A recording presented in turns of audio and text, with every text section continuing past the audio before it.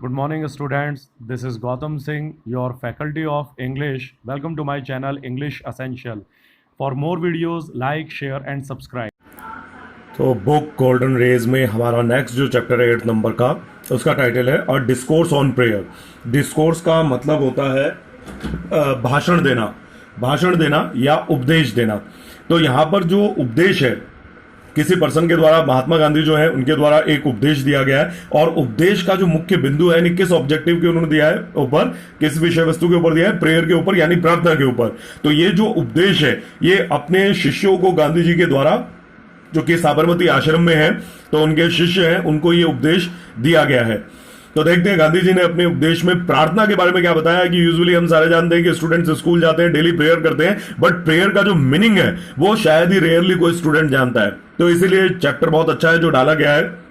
I am glad that you all want me to speak to you on the meaning of and the necessity of for prayers. Gandhi ji कहते हैं कि सबसे पहले मैं आपका यानी कि अपने स्टूडेंट्स का जो उनके सामने बैठे हैं, तो ये कहते हैं कि मैं आप सब लोगों का बहुत धन्यवाद देता हूं कि आप लोगों ने मुझे ये कहा कि मैं आप लोगों को बताऊं कि प्रार्थना का मीनिंग यानी कि अर्थ क्या होता है, एंड नेसेसिटी और प्रार्थना की आवश्यकता क्या होती है। तो इसका मतलब गांधी जी के जो शिष्य हैं उन्होंने गांधी जी से इन दो टॉपिक्स के ऊपर बात करने के लिए कहा कि वो गांधी जी जो है अपने शिष्यों को ये समझाएं कि प्रार्थना का अर्थ क्या होता है और प्रार्थना की आवश्यकता क्यों होती है। प्रार्थना तो हम सब करते हैं, बट क्यों करते हैं? क्या सिर्फ हमारा कोई रिलीजन का ही लेना देना होता है? बिल्कुल भी नहीं। I believe that prayer is the very soul and essence of religion. Gandhi ji कहते हैं कि मेरा ऐसा विश्वास है, मेरा मानना यह है कि जो प्रार्थना होती है वो किसी भी रिलीजन, धर्म की आत्मा होती है और उसका एसेंस यानी कि उसका सार होती है, उसका निचोड़ होती है। एंड देयरफॉर, और इसीलिए prayer must be the very core of the life of man. तो गांधी जी कहते हैं क्योंकि अगर किसी भी धर्म का सार, किसी भी धर्म की आत्मा अगर प्रार्थना होती है, तो हर एक व्यक्ति के हृदय में, हर एक व्यक्ति के मन के अंदर, उसके मेन कोने के अंदर उसमें प्रार्थना जरूर होनी चाहिए।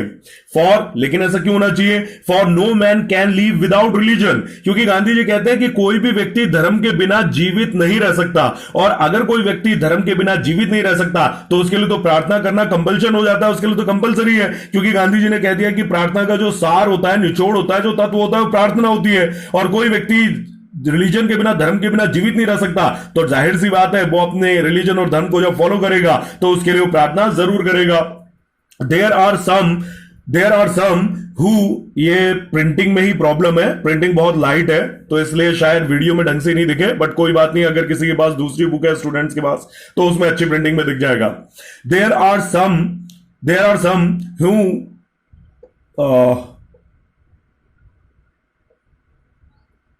in a year.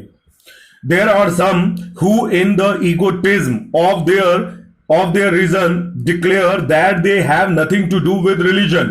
Gandhi ji कहते हैं कि हालांकि कुछ लोग ऐसे होंगे जो अपने इगोटिज्म यानी अहम भाव में भरकर, अपने घमंड में भरकर ये कहेंगे कि भाई हमारा तो धर्म से कोई लेना देना नहीं है, अगर धर्म से कोई लेना देना नहीं तो प्रार्थना भी हमारे काम की नहीं है। But it is like a man saying that he breathes but that he has no nose. लेकिन गांधी जी कहते हैं कि ये उतना ही कोरा असत्य होगा, उतना ही सफेद झूठ होगा, जितना कि कोई आदमी कहे कि मैं सांस तो लेता हूं लेकिन मेरी नाक नहीं है। तो बिना नाक के कोई मनुष्य सांस नहीं ले सकता, और वो मनुष्य जो कहता है कि मेरा धर्म से कोई लेना देना नहीं है, वो इतना ही सफेद झूठ बोल रहा है जितना दिन के उजाले को रात कह देना। But whether by reason or by instinct or by superstition, man acknowledges some sort of relationship with the divine. अब हम ये जानते हैं कि कुछ लोग तो नास्तिक होते हैं, तो और कुछ लोग अज्ञेय होते हैं जो भगवान की सत्ता में यकीन नहीं करते, पर वो कहते हैं कि भगवान तो है लेकिन मैं उसकी सत्ता में यकीन नहीं करता। जो नास्तिक होते हैं वो ये कहते हैं कि भगवान होता ही नहीं है। तो गांधी जी यहां पर कहते हैं कि भले ही अपनी सहज बुद्धि की वजह से, इंस्टिंक्ट, या फिर उसके पास में कोई विशेष कारण हो सकता है, या फिर भले ही अंधविश्वास, इन तीनों में से कोई भी मनुष्य की धारणा हो, लेकिन हर जो मनुष्य इस धरती पर होता है वो ये स्वीकार करता है है एक्नॉलेजेस, स्वीकार करता है कि उसका कोई ना कोई जो संबंध है वो अलौकिक शक्ति के साथ जरूर है। अब भले ही अलौकिक शक्ति से संबंध की बात वो अपनी सहज बुद्धि से कहे, या फिर उसने कोई धार्मिक ग्रंथ पढ़े और उसको ढेर सारा नॉलेज हो, या फिर हो सकता है कि वो अनपढ़ गंवार हो लेकिन अंधविश्वासों पर यकीन करता हो। तो गांधी जी कहते हैं कि भले ही 3 में से एक कारण हो, लेकिन हर व्यक्ति जो मनुष्य इस धरती पर है वो किसी ना किसी कारण से अलौकिक सत्ता यानी कि जो भगवान की दुनिया है उससे अपना संपर्क जरूर मानता है। द रैंकेस्ट एग्नोस्टिक और atheist does not acknowledge the need of moral principle and ये है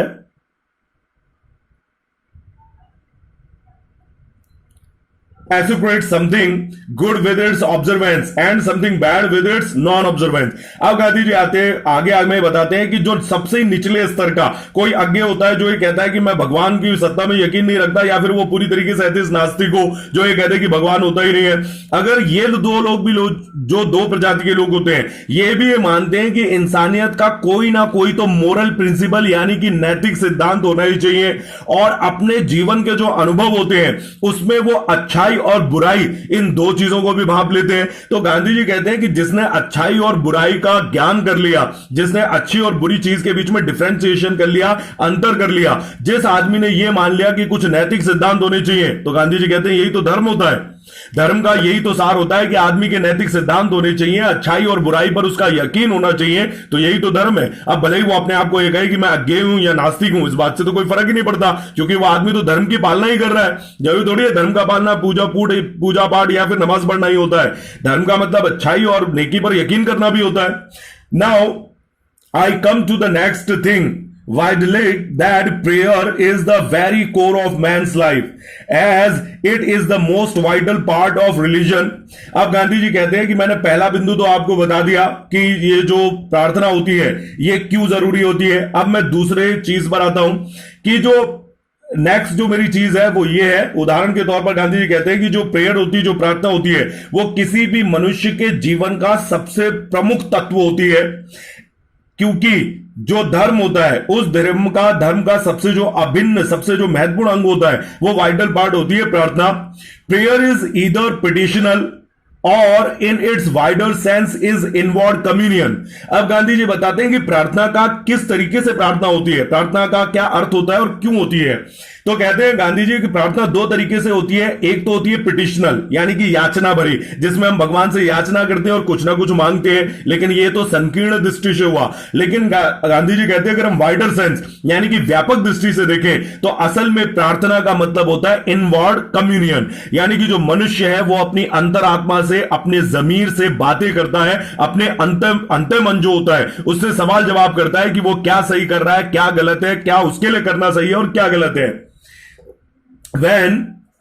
Even when it is petitional, the petition should be for the cleansing and purification of the soul। लेकिन गांधी जी कहते हैं कि ये तो व्यापक अर्थ में है, लेकिन जब हम इसको एक संकीर्ण अर्थ में भी देखें यानी याचना जब करें, तो जो राइटर है गांधी जी वो ये कहते हैं कि हमारी जो प्रार्थना है अगर वो याचना पूर्ण भी है तो याचना किस लिए होनी चाहिए? क्या भगवान से पैसे मांगने के लिए होनी चाहिए या ढेर सारा नाम और शोहरत मांगने के लिए होनी चाहिए? गांधी जी कहते हैं नहीं, अगर हम भगवान से याचना पूर्ण भी कोई चीज मांगते हैं तो वो याचना में हमें मांगना चाहिए अपनी जो आत्मा है उस आत्मा के शुद्धिकरण और उसके सफाई के लिए। यानी हमें ऐसी प्रार्थना भगवान से याचना करनी चाहिए जिसमें भगवान हमारी आत्मा को शुद्ध कर सके और उसको पूरी तरीके से शुद्धिकरण के प्रोसेस से निकाल सके। For freeing it from the layers of ignorance and darkness that envelope it. हमें भगवान से अपनी याचना में भी यह मांगना चाहिए कि हमारी जो आत्मा है, जो अज्ञानता और अंधेरा, अंधेरे का मतलब यहां पाप से है, तो भगवान से हमें प्रार्थना ऐसी करनी चाहिए कि भगवान हमारे मन, जो हमारा आत्मा है उस आत्मा के ऊपर जो अज्ञानता और जो पाप की परत चढ़ जाती है, जो हमारे अंतःकरण को, हमारे मन को ढांप लेती है, भगवान उस परत को क्या करें, हटा दे, ताकि हमारा जो मन है वो अज्ञानता और बुराई से मुक्त हो सके। He, therefore, who hungers for the awakening of the divine in him must fall back on prayer. तो गांधी जी कहते हैं कि अगर ये जो मैंने उपयुक्त बातें बताई हैं, क्योंकि ये इतनी सटीक है, इसलिए वो व्यक्ति जो ये चाहता हो कि उसके मन में भगवान का वास हो, जो ये चाहता हो अपने अंदर जो अलौकिक ज्योत जगाना चाहता हो, अलौकिक ज्ञान की ज्योत जगाना चाहता हो, उस आदमी के लिए गांधी जी कहते हैं मेरे लिए एक ही रास्ता है उस आदमी को सजेस्ट करने के लिए कि उसे केवल प्रार्थना का सहारा लेना चाहिए। अगर कोई व्यक्ति ये चाहता है कि उसके अंदर ज्ञान की ज्योत जले, उसके अंदर अलौकिक ज्ञान की ज्योत चले, वो ये चाहता है कि भगवान का दिया हुआ जो आशीर्वाद है उससे उसके मन में उजाला हो जाए, तो गांधी जी कहते हैं उसके लिए एक ही रास्ता है, उसे प्रार्थना पर निर्भर हो जाना चाहिए। But prayer is no more exercise of words or of the ears। लेकिन गांधी जी यहां पे कहते हैं कि प्रार्थना का मतलब सिर्फ धर्म ग्रंथों के श्लोक रटना, कुरानों की आयतें रटना या फिर बाइबल के वर्सेस रखने से नहीं होता है। केवल शब्दों को मुंह से उच्चारित करना या कानों से सुनना, इसको प्रार्थना नहीं कहा जाता है। It is no mere repetition of empty formula. Gandhi ji कहते हैं ये श्लोकों या आयतों को सिर्फ रटने की बात नहीं है। Any amount of repetition of Ram नाम इज फ्यूटाइल, क्योंकि गांधी जी कहते हैं कि केवल कोरे मन से भगवान का नाम रटना पूरी तरीके से व्यर्थ होता है। If it fails to stir the soul, आपका भगवान का नाम रटना या भगवान के नाम को पूरे दिन भर सुनना, अगर यह आपकी आत्मा को स्टर यानी कि झंझोड़ नहीं पाता है, तो फिर इसका मतलब भगवान का नाम रटना आपके लिए बिल्कुल बेकार जा रहा है। हम देखते हैं मोस्टली लोग कि वो किताब लेके और उसके अंदर राम राम राम राम कॉपी लेके भरते रहते हैं, गायत्री परिवार वाले, और ठीक है वहां वो अपने बिजनेस में बैठ के दूसरों की बुराई करना, दूसरों का बुरा सोचना, दूसरे को गिराना, कैसे असफल बनाना, ये सारी चीजें चलती हैं। बहुत सारे जो मुस्लिम है हाथ में तस्वीर लेके, माला लेके अल्लाह अल्लाह करके जपते रहते हैं और फिर दूसरे के बारे में उसका कैसा बुरा करें सोचते रहते हैं। तो ऐसे लोगों के लिए गांधी जी कहते हैं कोई फायदा नहीं है, जो सिर्फ भगवान का नाम रट रहे हैं, अपने कानों से सुन रहे हैं, लेकिन उनके मन में कुछ और चल रहा है, दूसरे की बुराई चल रही है। और ना तो वो भगवान से ये कहते हैं कि भगवान अज्ञानता और पाप से हमारी आत्मा को मुक्त करे। अगर उनकी प्रार्थना में ऐसी चीजें नहीं है तो ऐसी प्रार्थना का कोई मतलब नहीं है, शब्दों को रटना प्रार्थना नहीं है। And I am giving you bit of my experience. Gandhi ji कहते हैं कि मैं आपको अनुभव से एक छोटी सी बात बताता हूं। It is better in prayer to have a heart without words. Gandhi ji कहते हैं कि बिना शब्दों के प्रार्थना कीजिए, लेकिन उसके अंदर अपने मन को रमा दीजिए। अगर आपने प्रार्थना में अपने मन को आपने लगा रखा है तो आपको शब्दों की जरूरत नहीं है, देन वर्ड्स विदाउट ए हार्ट। लेकिन ऐसी प्रार्थना जिसमें आपका मन रत नहीं है, जिसमें आपका मन लगा नहीं है, तो आपकी ऐसे शब्दों वाली प्रार्थना भी बिल्कुल बेकार है। तो गांधी जी कहते हैं मैं आपको अपने एक्सपीरियंस से एक बात बताता हूं, छोटा सा टुकड़ा देता हूं एक्सपीरियंस का, and that of my companions, when I say that he who has experienced the magic of prayer may do without food for days together but not a single moment without prayer. तो गांधी जी कहते हैं कि मैं और मेरे जो संगी साथी हैं आश्रम के, तो उन सब ने इस बात को अनुभव कर लिया है कि वो व्यक्ति जिसने प्रार्थना की शक्ति का साक्षात्कार कर लिया, जिस व्यक्ति ने प्रार्थना की शक्ति को पहचान लिया, वो कई दिनों तक बिना भोजन के तो रह सकता है, लेकिन वो अपने जीवन का एक क्षण भी बिना प्रार्थना के नहीं बिता सकता है। क्योंकि without prayer there is no inward peace. क्योंकि गांधी जी कहते हैं बिना प्रार्थना के आंतरिक शांति, मानसिक शांति मिलती नहीं है। और अगर आपका मन मस्तिष्क शांत नहीं है तो आपके अच्छे खाने और अच्छे सोने से कोई फर्क नहीं पड़ेगा। If that is the case, some will say we should be offering our prayer every minute of our lives। Gandhi ji कहते हैं मेरी उपयुक्त बात को सुनने के बाद कोई भी व्यक्ति ये कहना चाहेगा कि अगर ये उपयुक्त बातें इतनी सच है तो फिर हमें तो अपने जीवन के हर एक क्षण को प्रार्थना में लगा देना चाहिए। There is no doubt about it. Gandhi ji कहते हैं बिल्कुल, अगर कोई ऐसी बात सोचता है कि प्रार्थना मेरे बताए हुए द्वारा अगर इतनी ही जरूरी है तो उसे अपने जीवन का हर एक क्षण प्रार्थना में लगाना चाहिए, बिल्कुल सही है। बट वी इरिंग मोर्टल्स, लेकिन गांधी जी कहते हैं हमें जानना चाहिए कि हम नश्वर हैं, हमारा शरीर नश्वर है। Who find it difficult to retire within ourselves for inward communion even for a single moment। लेकिन हम जो इंसान है वो ये जानते हैं कि हम नश्वर हैं, हमारी जीवन का टाइम बड़ी जल्दी से निकल रहा है, तो फिर हमारे जैसे मनुष्यों के लिए तो बड़ा मुश्किल होगा कि अपने मन को पूरी तरीके से अपने आंतरिक वातावरण, अपने वार्तालाप में झोंक देना। हम में से इंसानों को बड़ा मुश्किल लगेगा कि यार जीवन के अगर सारा समय प्रार्थना में निकाल दिया तो फिर तो मेरे जीवन में बचेगा ही क्या।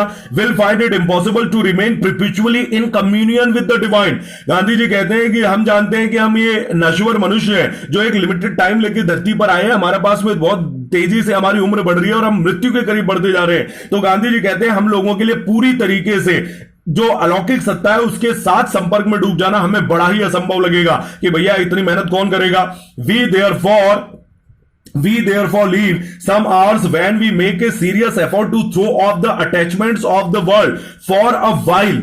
इसीलिए गांधी जी कहते हैं कि हम ये जानते हैं हम अपने जीवन का हर एक क्षण तो प्रार्थना में नहीं झोंक सकते, लेकिन फिर भी हमें करना चाहिए कि जब हम कुछ घंटों के लिए, अपने दिन के कुछ घंटों के लिए जब हम प्रार्थना करते हैं तो हमारे शरीर पर, हमारे मन पर ये जो सांसारिक बंधन होते हैं, ये सारे सांसारिक बंधन हमें क्या करने चाहिए, उतार के फेंक देने चाहिए। जब हम प्रार्थना करें तो हम किसी भी सांसारिक चीज को अपने दिमाग से पूरी तरीके से निकाल दें। We make a serious endeavour to remain so to say out of the flesh. Gandhi ji कहते हैं कि उस कुछ घड़ी के लिए, जिस क्षणों में हम प्रार्थना करते हैं, हमें इतना एंडेवर यानी कठिन परिश्रम करना चाहिए कि कुल मिला के अपने शरीर की आत्मा को इस तरीके से प्रार्थना में झोंक दे कि हमें लगना चाहिए कि हमारा जो आत्मा है वो हमारे शरीर से मुक्त हो चुकी है।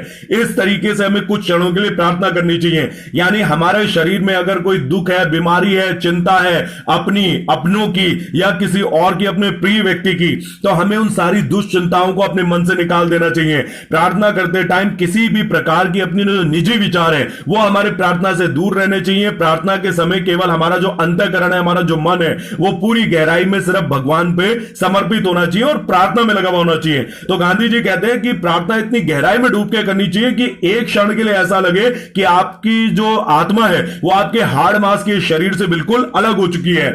I have talked of the necessity for prayer. Gandhi ji कहते हैं अब मैंने आपको प्रार्थना की आवश्यकता के बारे में बता दिया। And I have dealt with the essence of prayer, और मैंने आपको यह भी बता दिया कि जो प्रार्थना होती है उसका एसेंस, उसका सार तत्व क्या होता है। We are born to serve our fellow man. लेकिन क्या है हमारे जीवन का लक्ष्य? क्या सिर्फ प्रार्थना करना, अपने अपने भगवानों और मस्जिदों में क्या नाक रगड़ना, सिर्फ यही हमारा लक्ष्य है? नहीं, गांधी जी कहते हैं कि हम चूंकि एक मनुष्य प्रजाति के हैं तो एक मनुष्य प्रजाति के नाते हमारा कर्तव्य बनता है, हमारा असली धर्म बनता है अपने जैसे मनुष्यों की सेवा करना। And we can not properly do so unless we are wide awake. लेकिन आप दूसरों की सेवा, अपने जैसे मनुष्यों की सेवा तब तक नहीं कर सकते जब तक हमारा अंतःकरण पूरी तरीके से जागृत नहीं हो। और मोस्टली यही होते हैं लोग अपने धर्म की, अपनी जाति की, अपने कास्ट के लोगों की, अपने समाज के लोगों की सेवा करके कहते हैं कि भैया हम तो बहुत सामाजिक सेवा करते हैं। काहे की सामाजिक सेवा है? तुम अपने धर्म के लिए एक अलग से धर्मशाला बनाते हो, तुम अपने लोगों के लिए अलग से खाने का एक वो प्रोग्राम करते हो, तो ये तो तुम्हारे पर्सनल अपने खुद के चीजें हैं जिसमें तुम अपनी जाति तक सिमटे हुए हो। तो गांधी जी कहते हैं कि यह घटना केवल इसलिए होती है क्योंकि हम पूरी तरीके से मानसिक रूप से अपने जागृत नहीं होते हैं। जब हमारा अंतःकरण सोया हुआ होता है तो हम जिसे भी सेवा मान के करते हैं उसमें हमारी जाति, हमारी भाषा, हमारा क्षेत्र, हमारा धर्म पूरी तरीके से घुसा हुआ होता है और तब तक हम मनुष्य जाति की सेवा नहीं कर सकते। फॉर एग्जाम्पल, जो मदर टेरेसा थी वो खुद अपने कंट्री को छोड़कर, क्रिश्चियन कंट्रीज को छोड़कर वो एक हिंदू कंट्री में आई गरीबों की सेवा करने के लिए, बीमारों की, अपाहिजों की सेवा करने के लिए। क्यों?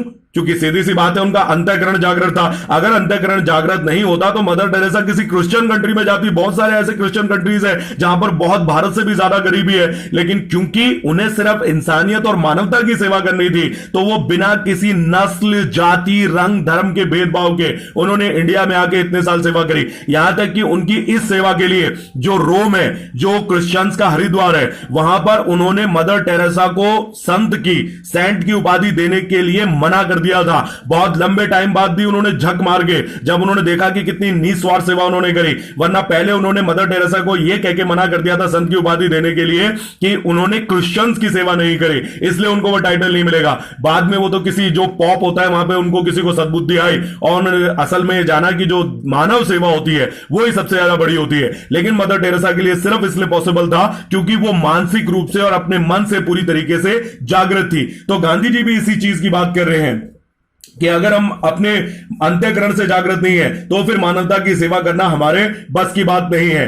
There is an external struggle ringing in man's breast between the powers of darkness and of light. Gandhi ji कहते हैं कि हर मनुष्य के मन में, हर मनुष्य की छाती में एक द्वंद्व होता है, एक संघर्ष होता है, और वो संघर्ष होता है बुराई के बीच में और लाइट, उजाले यानी कि अच्छाई के बीच में। तो हर मनुष्य के अंदर अच्छाई भी होती है, बुराई भी होती है, और उस अच्छाई अच्छाई और बुराई के अंदर एक सतत संघर्ष चलता रहता है.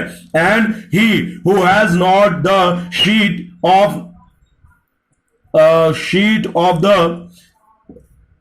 sheet anchor, and who has not the sheet anchor of prayer to rely upon will be a victim of the powers of darkness. और गांधी जी कहते हैं क्योंकि हर मनुष्य के अंदर अच्छाई और बुराई का द्वंद्व चलता है, संघर्ष चलता है, लेकिन वो व्यक्ति जिसके मन के पास में ढाल नहीं होगी प्रार्थना रूपी, यानी अगर वो प्रार्थना नहीं करता होगा, क्योंकि जो प्रार्थना करता है वो क्या करते हैं, वो रिले अपॉन, यानी कि प्रार्थना पर निर्भर हो जाते हैं और उनका जो मन होता है, जो अंतःकरण होता है, वो उस बुराई के खिलाफ अपनी जंग जीत लेता है. लेकिन जिसके मन में प्रार्थना की शक्ति नहीं होगी, प्रार्थना रूपी ढाल नहीं होगी, वो आदमी क्या होगा, वो अंधकार का एक विक्टिम, पीड़ित बन जाएगा, यानी उसके मन में बुराई की तो जीत होगी और जो अच्छाई है वो हार जाएगी.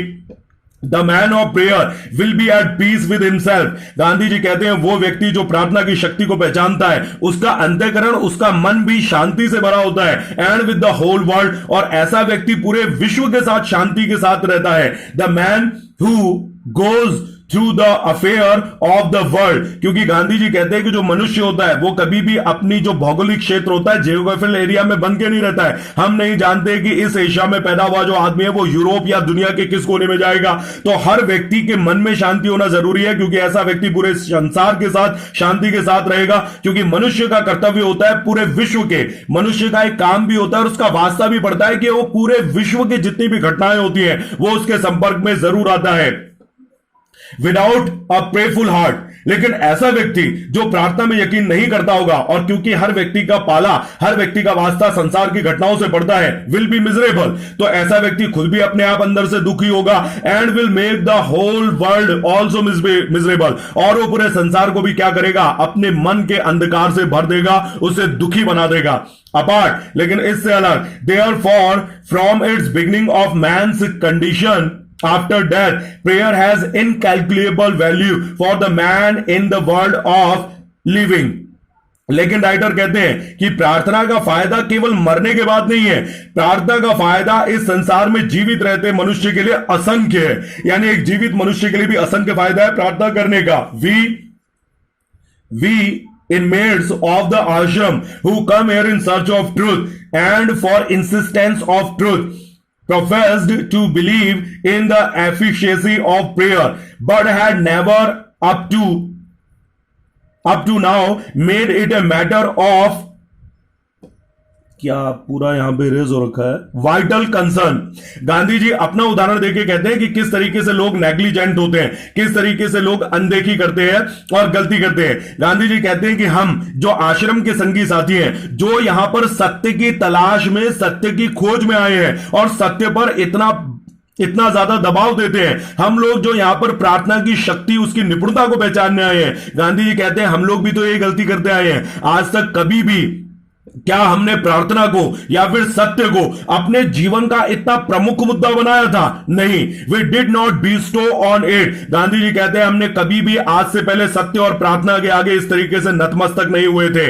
On it the care we did not on other matters. Gandhi ji कहते हैं हमने जीवन के अन्य पहलुओं पर तो बहुत दबाव दिया, लेकिन प्रार्थना और सत्य पर क्या इससे पहले कभी दबाव दिया? बिल्कुल भी नहीं. I awoke from my slumber one day and realized that I had been woefully negligent of my duty in that matter. I have therefore suggested a measure of stern discipline. लेकिन गांधी जी कहते हैं कि एक दिन ऐसा आया जब मैं अपनी स्लंबर यानी गहरी नींद में से जागा. गहरी नींद का मतलब है उनका अज्ञानता के समुद्र में जो गोते लगा रहे थे. लेकिन गांधी जी कहते हैं कि एक दिन मैं अपनी गहरी नींद से जागृत हुआ और तब मुझे पता चला कि मैं जानबूझकर नेग्लेक्ट करता जा रहा था, अपने कर्तव्यों को जानबूझकर अनदेखा करता जा रहा था. इसीलिए अब मैं ये सुझाव देता हूं कि हमें एक स्टर्न डिसिप्लिन यानी एक सख्त अनुशासन का पालन करना होगा. And far from being my any the worse, ताकि हम बाकी के लोगों के जैसे खराब या फिर जो बुरे लोग हैं वैसे ना बन के रह जाएं. आई होप, मैं आशा करता हूं, we are the better for it. Gandhi ji कहते हैं मैं मानता हूं कि हम लोगों के लिए कहीं ज्यादा आसान है सत्य को परखना और सत्य को अपने अंदर आत्मसात करना. For it is so obvious take care of yourself and all the things will take care of themselves. क्योंकि गांधी जी कहते हैं बड़ी आसान सी और एक स्पष्ट सी बात है कि आप केवल अपना ध्यान रखना है, आपको केवल अपनी बुराइयों को ठीक करना और बाकी की सारी चीजें अपने आप ठीक हो जाएंगी। Rectify one angle of square and the other angles will be automatically right. Gandhi ji कहते हैं जिस तरीके से आप एक चौकोर आकृति के केवल एक एंगल को ठीक कीजिए, रेक्टिफाई त्रुटि सुधार कीजिए, बाकी के एंगल अपने आप ठीक हो जाएंगे। इसी तरीके से दुनिया को सुधारने से पहले आप अपने अंदर एक परिवर्तन लाइए, बाकी की चीजें अपने आप सुधर जाएंगी। Being therefore begin therefore your day with prayer. इसीलिए गांधी जी कहते हैं मैं आपको कठोर एक सख्त सुझाव दूंगा कि अपने जीवन के अपने दिन की शुरुआत प्रार्थना से कीजिए। And make it so soulful that it may remain with you until the evening. लेकिन अपनी प्रार्थना इतने गहरे मन से और इतना डूब के कीजिए कि पूरे दिन भर पूरी शाम तक वो प्रार्थना आपके हृदय में गुंजायमान रहे, गूंजती रहे। Close the day with prayer, लेकिन अपने दिन का अंत भी आप प्रार्थना के साथ कीजिए, सो दैट ताकि you may have a peaceful night free from dreams and nightmares. ताकि आपकी रात भयानक दुख स्वप्नों से रहित रहे और आपकी रात में आपको अच्छे स्वप्न दिखाई दें। Do not way about the form of prayer. लेकिन गांधी जी कहते हैं कि आपको प्रार्थना के प्रकार के बारे में सोच के परेशान नहीं होना है। Let it be any form. आपकी प्रार्थना का कोई भी प्रकार हो सकता है, हाथ जोड़ के, घुटने मोड़ के या किसी क्रॉस के आगे, उससे कोई फर्क नहीं पड़ता है। It should be such as can put us in communication with the divine. केवल यह ध्यान रखिए कि आपकी प्रार्थना का इस प्रकार की प्रार्थना होनी चाहिए कि आपका अलौकिक सत्ता यानी कि परमेश्वर के साथ संपर्क हो पाए, तब आपकी प्रार्थना सच्ची मानी जाएगी। बाकी प्रार्थना के प्रकार से कोई फर्क नहीं पड़ता है। All things in the universe including the sun and the moon and the stars obey certain laws. Gandhi ji कहते हैं जब अनुशासन की बात आती है, स्टूडेंट्स के लिए तो बहुत एसिमुलेट करने वाली और अच्छी बात है कि इस ब्रह्मांड के अंदर गांधी जी कहते हैं कि सूरज, चांद, सितारे हर एक प्रकृति के बनाए गए एक नियम की पालना करते हैं without the restraining influence of these law. लेकिन अगर इन कठोर अनुशासन की पालना ये ब्रह्मांड नहीं करे तो क्या होगा? The world will not go on for a single movement. ये संसार एक क्षण भी नहीं टिक पाएगा। You whose mission in life is service of your fellow man. तो राइटर कहते हैं, गांधी कहते हैं अपने शिष्यों को, यानी कि जो स्टूडेंट्स जो चैप्टर को पढ़ रहे हैं, जो आगे जनरेशन पढ़ेगी उनके लिए, गांधी जी कहते हैं आप यानी कि तुम्हारा जो मिशन है, तुम्हारा जो अभियान है, अपने जैसे मनुष्यों की सेवा करना, will go to pieces if you do not impose on yourselves some sort of discipline। और गांधी जी कहते हैं कि तुम्हारा जिसका कर्तव्य एक मनुष्य होने के नाते अपने जैसे मनुष्यों की सेवा करना।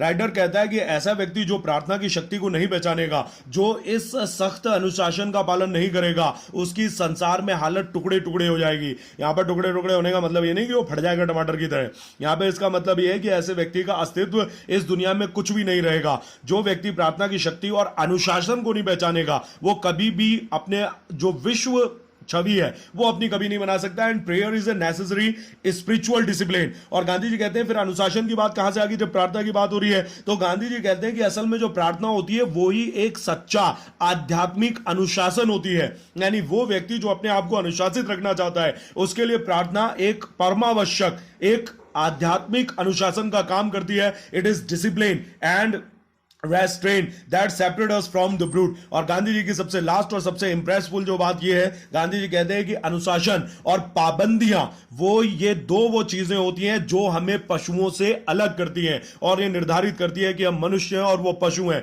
वरना अदरवाइज जो रिप्रोडक्शन से लेकर खाना पीना और सारी चीजें हैं, वो जानवर और मनुष्य सभी प्रकार दोनों ही एक ही प्रकार से करते हैं। लेकिन हम में और उनमें यही फर्क है कि मनुष्य ने अपने आप को अनुशासन और कुछ प्रतिबंध जो हैं उनके अंदर ढाल लिया है और उनकी पालना करता है और अपने जैसे संसार के मनुष्यों की सेवा करता है। मोहनदास करमचंद गांधी। तो बहुत ही अच्छा एक इंस्पिरेशनल चैप्टर है जो हमें सिर्फ प्रेयर के बारे में नहीं बताता, बल्कि एक ह्यूमन बीइंग, इंसान होने के नाते हमारा इस संसार के प्रति क्या कर्तव्य बनता है उसके बारे में बताता है। लेकिन ये जो चीजें हैं उन सब के लिए हमारे पास तीन चीजें जरूरी हैं। प्रार्थना, और प्रार्थना से हमें मिलता है अनुशासन, और प्रार्थना और अनुशासन हमें सिखाते हैं कुछ रेस्ट्रेंट यानी कि कुछ प्रतिबंध, कुछ सख्तियां, जिसका जब हम पालन करते हैं तो हम अपने आप को जानवरों से अलग कर पाते हैं। अदरवाइज एसएसटी की बुक कहती है human is a social animal. तो हमें इस चीज को ध्यान रखना है। चैप्टर अच्छा है, सिर्फ पढ़ने का नहीं है, बल्कि इसको अपने अंदर एसिमुलेट भी करो। बट डोंट फॉरगेट अपने वैल्यूएबल जो कमेंट है वो कमेंट जरूर दो चैप्टर के लास्ट में, ताकि मुझे पता चले कि मैं जो यहां वर्चुअल क्लासेस में पढ़ा रहा हूं उसका क्या इंप्रेशन आ रहा है। तो उसमें कोई हेजिटेशन नहीं होनी चाहिए, आराम से कमेंट करो, जो भी कमी लगी या अच्छा लगा तो डेफिनेटली। Thank you students.